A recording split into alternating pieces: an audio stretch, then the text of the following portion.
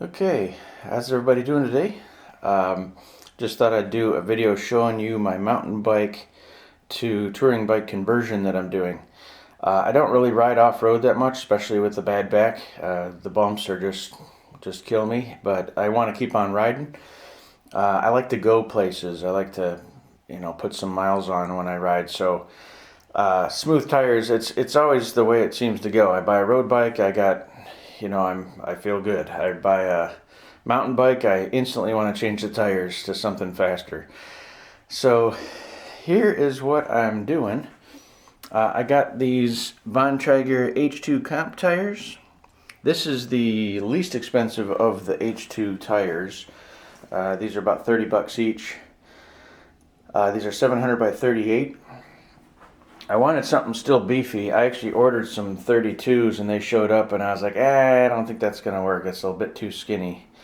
It's not a road bike. I want a nice, long, hard mile kind of commuter slash touring bike where I can carry some luggage and be comfortable all day. So the tire diameter really helps.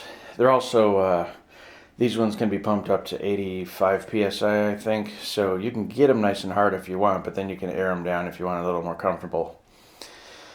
The got a little bell for the parkway, the Incredibell.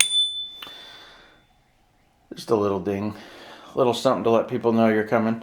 But it weighs like nothing. I think it's maybe an ounce. I got, this is a pump I had. This is a Blackburn air stick, carbon fiber one. I just paid more because it had carbon fiber. I don't think the pump's any different. It doesn't put much air in each stroke, but it's better than not having a pump at all if you get a flat out there on the road. The seat, this is my old seat. Well, this is my second seat, let's say. This is 31.8 millimeter, or 31.6, what is it?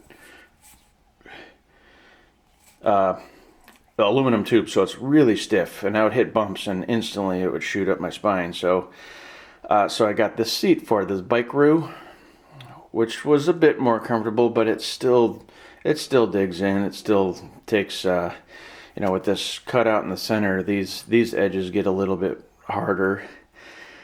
Still takes time for it's your butt that breaks in. The seat doesn't change at all, but still not enough, especially going to a high pressure tire. So I picked up this King Creek Thud Buster. I'll do a review on this later, but this is the ST version, short travel. They also have an LT, which is long travel. I thought the LT primarily is for like those e-bikes where you're not really doing the pedaling. You're just trying to soak up the road, or mountain bikes when you're going to be doing some heavy off-roading. This is just road, so I just needed to take the edge off the little bumps. And I've always wanted to try a Brook Saddle. This is the B17 in the antique brown. Might as well give it that classic look. But I heard the touring guys are like, this is like the saddle, the B17 narrow. You can see the profile on that. It's not terribly narrow. It's about the right width. The standard is just wider than that. I heard it takes a couple hundred miles to break in because the seat is actually anchored in the back and then it's anchored in the front. And then there's just this hard leather shell that stretches across them. And the shell is supposed to flex. But it's not flexing much yet, I'll tell you that. We just did 24 miles on Saturday, and it's a little rough. I'm a little tender right now. Like, I sat on this the day after I changed the elastomer out, and on yesterday, Sunday, I sat on it, took it to the corner, and I was going to go around the block just to see how the different elastomer feels, and I was like, nope, turn around, right back to my house. So no thank you to that. In the meantime, I mean, it's going to be good. I'm keeping the seat, but I just have to put the miles in gently, let's say. But I have this. This is Quintana Roo. These are for triathletes because they get out of the water. It's a neoprene seat cover. I'm going to throw this on there for now, and if it fits, take the edge off a little bit. while it's breaking in. Right now I just got this little toe peak saddlebag on there, but I plan on doing a rear rack system and then putting this big MTX bag on. The sides open up and panniers come out of each side. But to use this bag, you need a toe peak rack. That's my only dilemma, because the rack's about 60 bucks that goes back here, and then I can get rid of that bag and just carry more stuff like lunch and tools and stuff.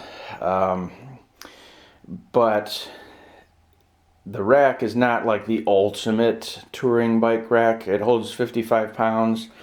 It's probably good enough, but really I want a tubeless rack system from Germany. They're out of stock a lot of places, and they don't mate up with the attachment on that bag. So I'm a little conflicted. The bags are more than the racks are though. So I have the bag, so it just seems like I probably should put the toe peak rack on. Now, for any time soon, it's going to be plenty of carrying capacity, but if I ever get fit enough and get my back fixed and want to drive across the country, I'm going to have to upgrade that. But 55 pounds for sure I'm not going to be carrying. What else? Yeah, I showed you the pump. Seat post. I have grips coming. These grips, these are the stock Bontrager ones. They start feeling like a bunch of little stones digging into your palm after a while.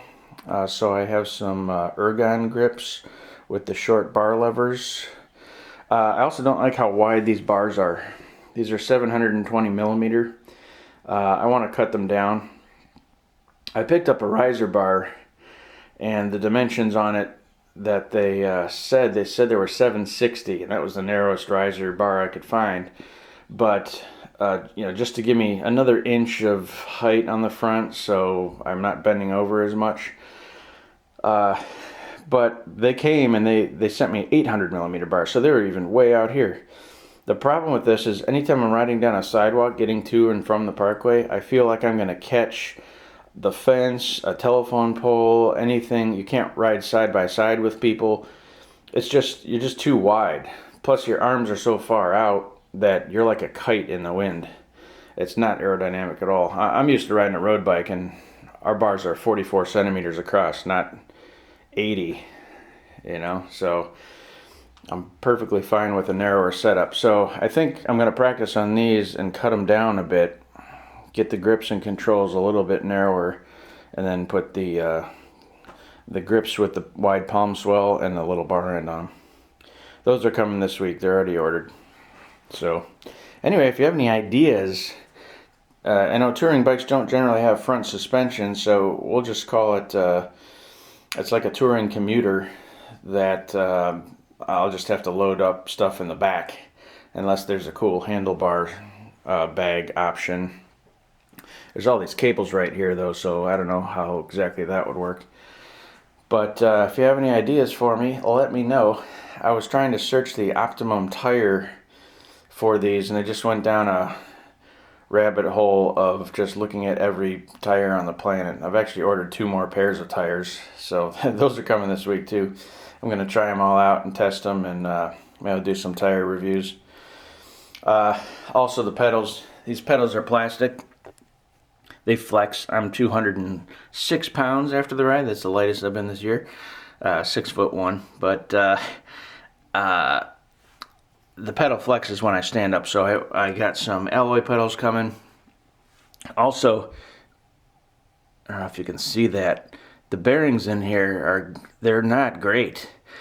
There's not a ton of miles on this bike, and the bearings are already not gritty, but it's like there's detents in it. Really, the front hub, I mean, you can tell how many miles aren't on this bike. The brake discs still look new. The front hub, when you take the wheel off and you turn the spindle, it is not buttery either. So I got some driveline frictions that I don't really care about. I don't know how involved I'm going to get, but most wheels should be smoother than that. Most pedals should be smoother than that. I used to be a bike mechanic, so gonna have to take care of some of that stuff, because I don't want to I don't want to ride along and have extra drivetrain loss. I'm already going to be carrying a bunch of extra weight that I don't need. I'm thinking about fenders as well. Oh, and a light system. Lights front and back. Plus I got these reflective strips. I'm not sure where on the frame I'm going to put them, but that makes me more visible on the road. Might as well be safe while I'm doing all this. Anyway, thanks for watching. If you have any ideas, let me know in the comments below. And you guys all have a good day.